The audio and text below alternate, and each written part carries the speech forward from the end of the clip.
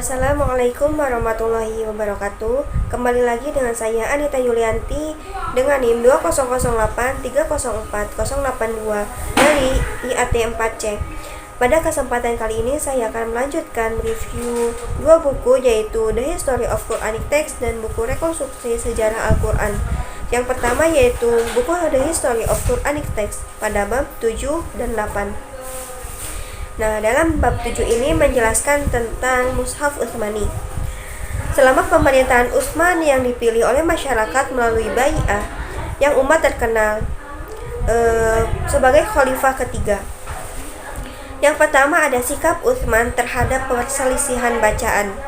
Hudzaifah bin Al-Yaman dari perbatasan Azerbaijan dan Armenia yang telah menyatukan kekuatan perang Irak dan pasukan perang Suriah yang pergi menemui Utsman setelah melihat perbedaan di kalangan umat Islam di beberapa wilayah dalam membaca Al-Quran, perbedaan yang dapat mengancam lahirnya perpecahan. Nah, dalam masalah ini komentar Ibnu Hajar dirasa sangatlah penting. Hudzaifah bin Al-Yaman mengingatkan khalifah pada tahun 25 Hijriah, dan pada tahun itu juga Utsman menyelesaikan masalah perbedaan yang ada sampai tuntas. Beliau mengumpulkan umat Islam dengan menerangkan masalah perbedaan dalam bacaan Al-Quran sekaligus meminta pendapat mereka tentang bacaan dalam beberapa dialek. Riwayat Utsman melakukan tugas ini. Beliau membuat naskah mushaf semata-mata berdasarkan kepada suhuf yang disimpan di bawah penjagaan Hafsah. Kedua, yang tidak begitu terkenal menyatakan Utsman terlebih dahulu memberi wewenang mengumpulkan mushaf dengan menggunakan sumber mana sebelum membandingkannya dengan mushaf yang sudah ada, suhuf yang sudah ada. Kemudian Utsman menyiapkan mushaf langsung dari suhuf, dan Utsman membuat naskah mushaf tersendiri.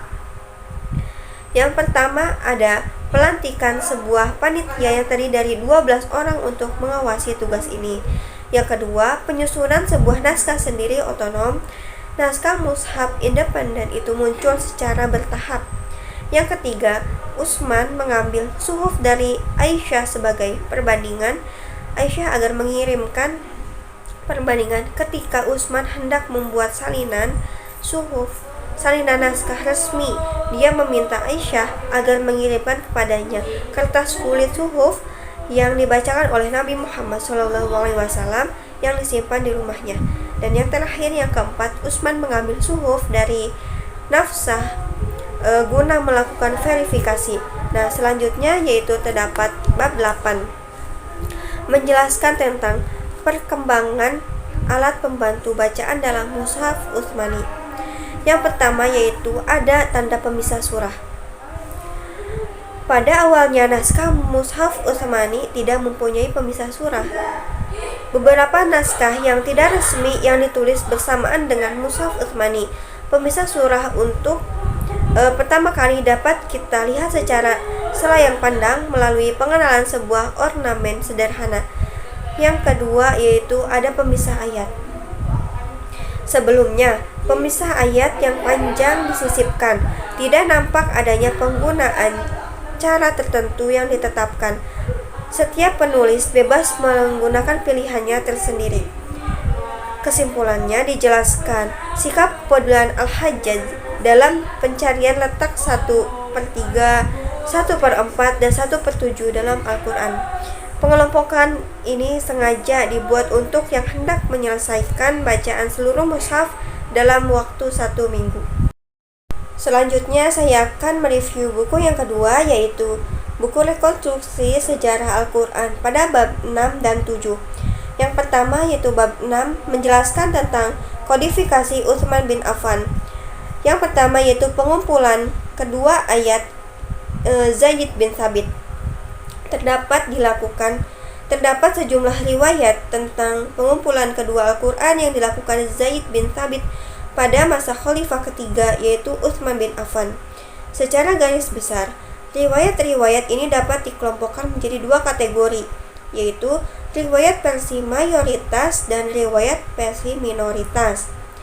Riwayat versi mayoritas merupakan yang paling tersebar dan diterima secara luas di kalangan umat Islam. Riwayat ini muncul dalam berbagai literatur, mulai dari hadis, tafsir Al-Quran, sampai karya-karya kesejarahan. Dari sisi eksternal, tingkat keabsahan riwayat paling berpengaruh ini tidak sebaik riwayat yang paling berpengaruh dalam kisah pengumpulan pertama Zaid di masa Abu Bakar, karena mata rantai periwayatan berakhir dengan Anas bin Malik, yakni tidak kembali secara langsung kepada saksi mata peristiwa tersebut. Sementara versi minoritas tidak mendapatkan pengakuan secara luas, sekalipun dari segi mata rantai periwayatannya menempati kedudukan yang sama dengan versi mayoritas. Bagaimana diberitakan dalam riwayat versi mayoritas, pengumpulan Al-Quran di masa Utsman dilakukan oleh suatu komisi yang terdapat dari 4 orang. Yang pertama dan merupakan ketua komisi pengumpulan adalah Zaid bin Thabit, seorang Ansor yang sewaktu mudanya aktif sebagai sekretaris Nabi dan mencatat wahyu-wahyu Al-Quran. Riwayat di atas menyebutkan bahwa suhuf yang dikumpulkan pertama kali oleh Zaid di masa Abu Bakar yang kemudian berpindah ke tangan Umar bin Ibnu Khattab dan akhirnya berada dalam kepemilikan Hafsah, kini dijadikan basis kodifikasi Utsman. Jadi, mesti ditetapkan bahwa komisi bentukan Utsman yang dimotori Zaid bin Thabit telah mengumpulkan Al-Quran dari berbagai sumber dan menyalinnya ke dalam mushaf yang kemudian disebarkan ke berbagai kota metropolitan Islam ketika itu.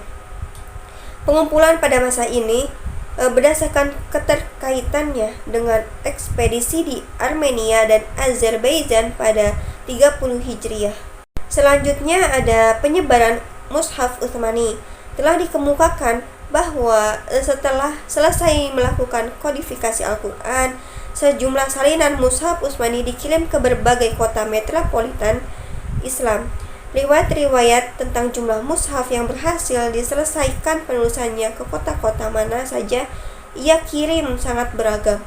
Menurut pandangan yang diterima secara luas, 1 mushaf Al-Quran disimpan di Madinah dan 3 salinannya dikirim ke Kufah, Basrah, dan Damaskus. Setelah penyebaran mushaf Utsmani, berbagai mushaf atau fragmen Al-Quran lainnya setelah disebutkan dalam riwayat versi mayoritas di atas dimusnahkan oleh perintah khalifah. Menurut Crowley, seluruh riwayat tentang pemusnahan mushaf atau fragmen Al-Quran non-Utsmani hanya menyebutkan kejadiannya di kota-kota yang disebutkan di atas, bahkan terdapat pada daerah Irak dan Syria. Pemusnahan materi-materi Al-Quran non-Utsmani dengan tujuan utama menyebarluaskan edisi kanonik resmi tidak dicapai dalam waktu singkat. Ketika itu, Al-Quran terutama sekali dipelihara dalam bentuk hafalan menurut bacaan tertentu. Adalah pelik membayangkan bagaimana hafalan yang telah mapan di kepala seseorang kemudian mesti disesuaikan dengan mushaf resmi yang dikeluarkan Utsman.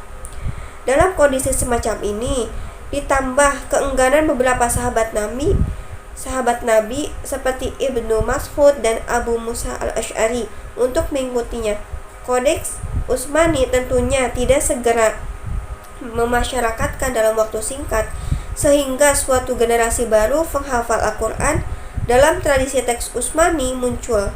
Setelah itu, kodeks-kodeks pra-Utsmani secara bertahap menghilang dengan sendirinya tanpa perlu dimusnahkan. Nah, selanjutnya yaitu ada bab 7 yang menjelaskan tentang otentisitas dan integritas mushaf Utsmani. Yang pertama, hadis dan integritas mushaf Utsmani. Secara garis besarnya, terdapat 3 kategori utama dalam berbagai bahasan tentang nasikh mansukh. Yang pertama, wahyu yang terhapus baik hukum maupun bacaannya di dalam mushaf, nasikh, al-hukm, wa al-tilawah. Yang kedua, wahyu yang hanya terhapus hukumnya, sementara teks atau bacaannya masih terdapat di dalam mushaf. Yang terakhir yaitu wahyu yang terhapus teks bacaannya, tetapi hukumnya masih berlaku. Dari ketiga kategori di atas, hanya kategori pertama dan terakhir yang relevan serta berkaitan secara langsung dengan masalah otentisitas dan integritas mushaf yang ada di tangan kita dewasa ini, yakni mushaf Utsmani, karena keduanya sama-sama menyiratkan tidak direkamnya sejumlah wahyu secara tertulis ke dalam mushaf tersebut. Kategori yang pertama-tama akan dibahas di sini adalah bagian-bagian wahyu yang teksnya masih sempat direkam di dalam sejumlah popetologia, tetapi baik bacaan maupun hukumnya dinyatakan terhapus. Dalam mushaf Ubay, ayat ini disisipkan di antaranya ayat 24 dan 25 dari surah 10. Sejumlah sahabat Nabi, di antaranya Abu Musa dan Al-Asy'ari, seperti dikemukakan beberapa riwayat, memandangnya berbagai bagian Al-Quran yang diwahyukan Tuhan, tetapi pada masa belakangan ini dinasak. Selanjutnya ada skeptisisme sekte Islam terhadap mushaf Utsmani. Di dalam dunia Islam sendiri muncul keraguan di kalangan sekte-sekte tertentu terhadap integritas mushaf Utsmani. Skeptisisme semacam ini pada faktanya tidak dipijakan pada kritik historis atau kajian ilmiah yang mendalam tentangnya, tetapi lebih bertumpu pada prasangka dogmatis atau etis. Jadi, sekelompok Mu'tazilah yang soleh mengemukakan keraguan mereka terhadap bagian-bagian tertentu dalam Al-Quran yang berisi hujatan-hujatan kepada musuh-musuh Nabi sebagai non-ilahiyah, dan dengan kedemikian bukan merupakan bagian integral kitab suci tersebut. Nah, uraian-uraian tentang pandangan kelompok tertentu Syiah terhadap integritas dan otentisitas mushaf Utsmani secara jelas memperlihatkan betapa kecilnya kepercayaan mereka terhadap mushaf tersebut. Menurut keyakinan umum kelompok ini, sekalipun mushaf Utsmani bukan salinan Al-Quran yang lengkap, segala sesuatu yang ada di dalamnya adalah Al-Quran. Redaksi lengkap dan otentik Al-Quran yang dikumpulkan Ali diwariskan secara turun-temurun kepada para imam hingga akhirnya berada di tangan Imam Mahdi yang dinantikan. Ketika imam ke-12 yang ini muncul kembali, ia akan mengungkapkan Al-Quran yang sejati selama masa penantian. Mushaf Utsmani tetapi tetap digunakan dalam praksis kehidupan keagamaan. Nah, mungkin cukup sekian penjelasan dari saya. Kurang lebihnya mohon maaf. Wallahu muwaffiq ila aqwamit thoriq. Wassalamualaikum warahmatullahi wabarakatuh.